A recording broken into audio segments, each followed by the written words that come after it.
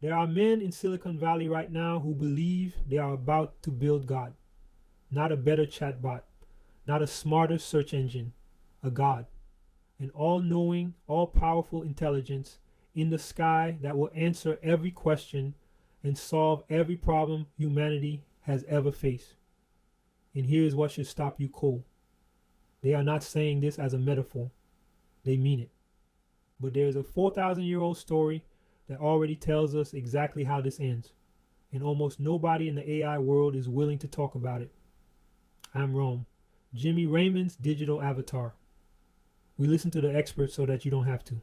Let's start with what these men are actually saying in their own words. The chief executive of the most famous AI company on earth described the thing he is building as, quote, a magic intelligence in the sky. Read that again. Not software, a magic intelligence in the sky. Another founder, one of the most powerful men in technology, said openly that a rival wanted to build what he called a digital god as soon as possible, and that this rival was not taking the danger seriously. There's a book out right now written by an ethicist, and the title is simply Building a God. This is not fringe. This is the center of the industry. The language stopped being the language of engineers. It became the language of prophets. And here's the part that should give every one of us pause. When you strip away the microchips and the funding rounds, what these men are describing is not new at all. Humanity has tried this exact thing before. In the book of Genesis, chapter 11, there is a man named Nimrod and a people who gathered on a plain and said, "Let us build a tower that reaches the heavens, and let us make a name for ourselves." Sit with that phrase. Let us make a name for ourselves. They wanted to climb to the level of God by their own hands, by their own cleverness, by stacking their own technology higher and higher. And what happened? They did not reach heaven. God came down. He confused their language, and the whole project collapsed into chaos. The people who set out to become like God ended scattered, divided, and unable to even understand each other. Now here's what surprised me when I dug into this.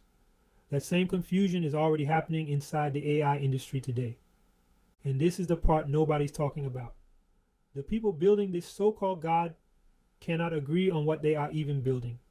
One chief executive at a major company calls superintelligence an anti-goal, something we should actively avoid, and warns it will be almost impossible to control or align with human values. The head of another AI company called the whole obsession, quote, very religious, and said it was driven by a God complex. Do you see it? The men racing to build a God are already speaking in confusion. One says build it faster. Another says it will destroy us. A third says the whole idea is a delusion. Different languages, same plane, same tower. So let me say clearly what I believe and why this channel exists. They will not succeed. Not because the technology isn't powerful, it is, but because God is not a system you can compute your way into. Consciousness is not code. The soul is not software. These were given by the one who made us, and they cannot be manufactured by the ones he made. Artificial intelligence is a tool, an astonishing, world-changing tool that can free human beings to do more meaningful work than ever before. That is the good news, and I believe it with everything in me. AI is liberation. But the moment a man points at his creation and says, "This is God," he has not built a God. He has built an idol. And the story of Babel tells us how every idol like that ends in confusion, in collapse, in a name that turns to dust. So what does this mean for you watching this right now? It means you can embrace these tools without bowing to them.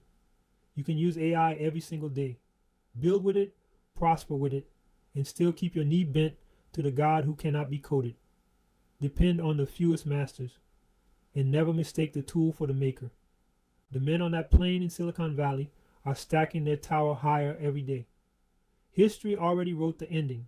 The only question is whether you'll be standing on the tower when it falls, or on the solid ground that was never for sale. If this gave you a way to think about AI that the headlines never will, do one thing for me. Subscribe. because the future belongs to the people who can tell the difference between a tool and a God.